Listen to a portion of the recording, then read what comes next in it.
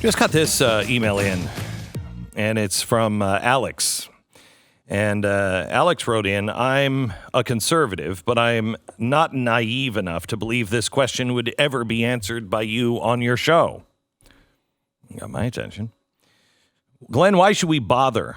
Goods conservatives play by the rules, while spineless establishment conservatives kowtow to the leftist establishment, which has proven time and time again that they couldn't care less about the will of the people and will use sleazy loopholes or enable the judicial system, which is only meant to interpret laws, not enact them, to create, enact, and enforce laws that were never passed through Congress.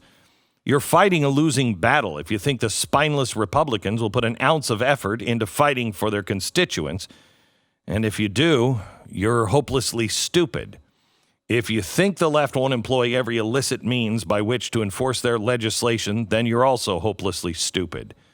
Why do you insist on fighting for a side whose only date is to die a slow and agonizing death?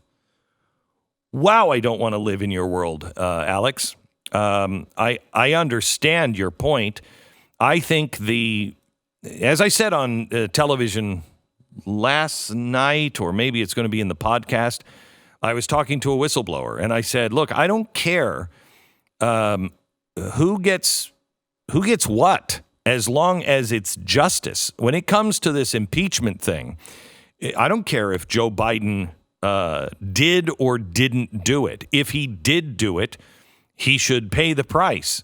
If he didn't do it, we should know about it. If the DNC is dirty, we should know about it.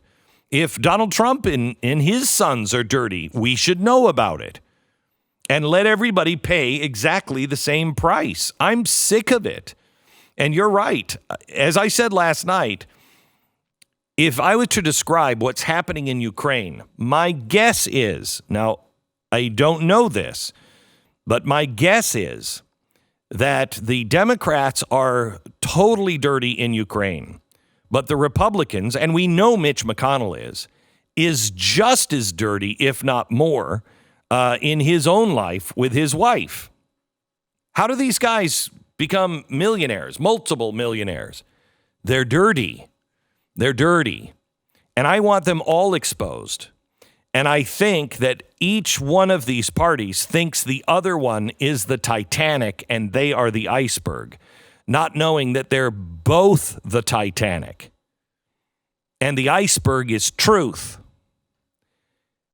Now, I will tell you this. I don't know how this ends. I don't know. I mean, Alex, I don't know what you do to fight against the machine. But this is a part of life. Freedom is not free. And every generation has to fight for its freedom. And I believe we are in the fight for our lives. This is the one that will either enslave, I don't know how many generations. Usually it lasts 80 years, but with technology, this could be the cap that is on for all time. I'm not going to stand around, and I'm not going to stand around doing the same thing over and over again, expecting different results. I went through the Tea Party. I stood up for what was right. We voted for the Republicans. I no longer believe the Republicans. I don't trust them to do anything. I know who they are. I know who the press is. I'm in the press. I've seen it firsthand. If you think it's bad, I've said this for years. If you think it's bad to watch television and cable news, you should watch it from the inside being made. You will lose all hope when you watch it from the inside. Now, I could have said that, and I could have stayed at Fox or CNN and just said, well, what's the point? Why fight? Instead, I decided to fight, thinking foolishly that we could get into the cable industry and be a force on cable. You can't unless you have hundreds of millions of dollars. You can't do it. Okay, that's fine. So why are we in the cable thing? Well, there's some people still there, but the future is digital. Well, why even fight? Google and YouTube and Facebook, they've got algorithms. Yeah. But look at the difference the internet and conservatives online have made already. If all of us would have just given up, we'd be doomed, be over.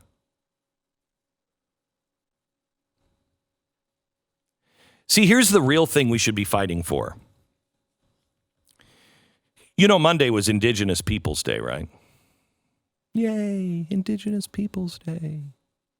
Otherwise known as Columbus Day. Now, they don't like to say Columbus Day because, you know, he brought smallpox blankets. No, he didn't.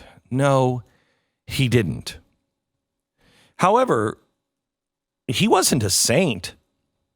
But I want you to name the saints today. Can you please tell me which leader is a saint, which person is out there running a country or doing work for a country that should be sainted today? Can you show that person to me? In Norway, in Sweden, in Denmark, in any of these so-called places that are socialist, which aren't, who should be sainted today? Right before the Civil War, there was an argument between which was the founding of our country. Which was the beginning of America? Was it Jamestown or was it the Pilgrims? And you can make a strong case for both.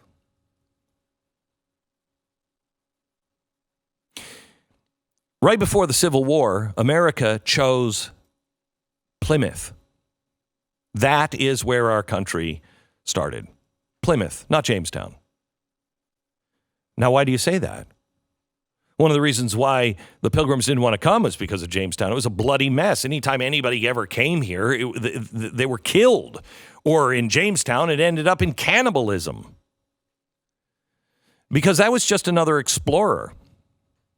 When Columbus left Spain, he had the spirit of Plymouth with him.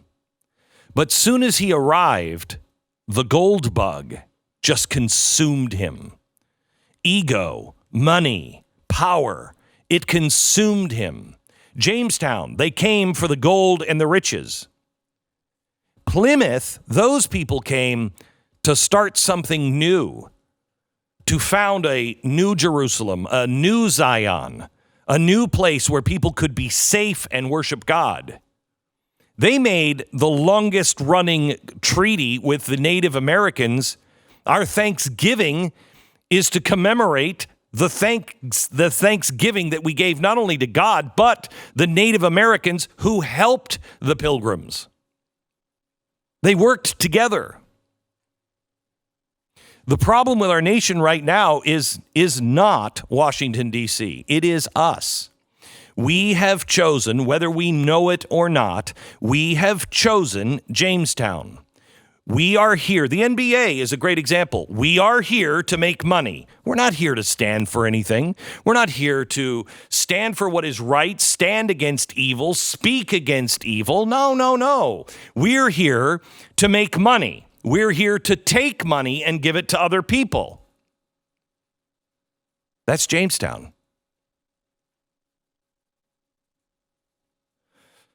So my fight is to get the truth out, and we try to do that. And I'm spending the time I wanted to do that thing right now. We'll bump it to the top of next hour by playing the whistleblower and show you what we learned yesterday from an inside source that was there with the Ukrainian prosecutors, was there with the Ukrainian embassy, was told by the Ukrainian embassy to help the DNC operative find dirt on Donald Trump. That's part of my fight. But I want to know the truth on that. And I'll expose the truth, but then it's up to you. It's up to you. Can you share that? Have you shared that? Have you explained that? Have you gotten together with friends and said, hey, let's really understand this and let's be really calm? And how can we share this with our friends?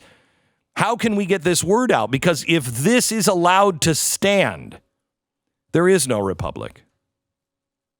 If the media believes that they can win and silence truth, there is no republic. 10 years ago, when we first started the Blaze, we would not have been able to make the impact.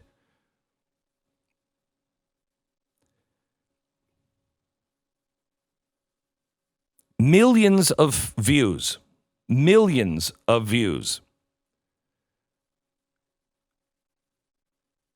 of the chalkboard we put together. Millions of views.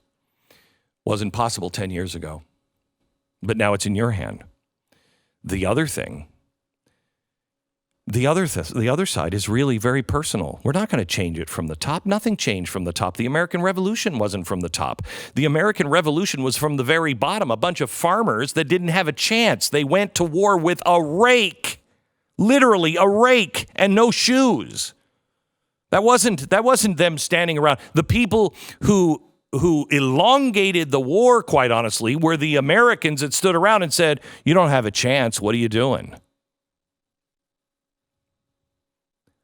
I hope to God I'm never in the space, Alex, that you are. And I don't denigrate that space. I understand. There are times that I get into that space. But nothing happens. Nothing happens if you remain in that space. The biggest thing you can do is you can choose in your own personal life. Is it Jamestown? Am I here for the money, the success, the job, the prestige, the titles that the world may give me? Am I here for that? Or am I willing to sacrifice it all because I want Plymouth? I want common decency. You know, the Pilgrims tried socialism. Most people will never teach that because they're too busy teaching that they were evil. So how could evil people ever want socialism? And you want to talk about an upside down question. They tried it.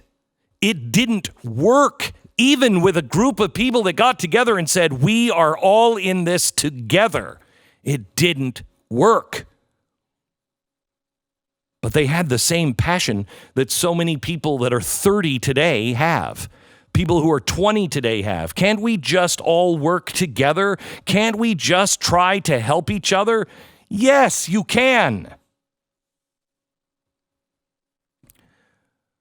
But not if you denigrate Jamestown and refuse to look at the truth of Plymouth.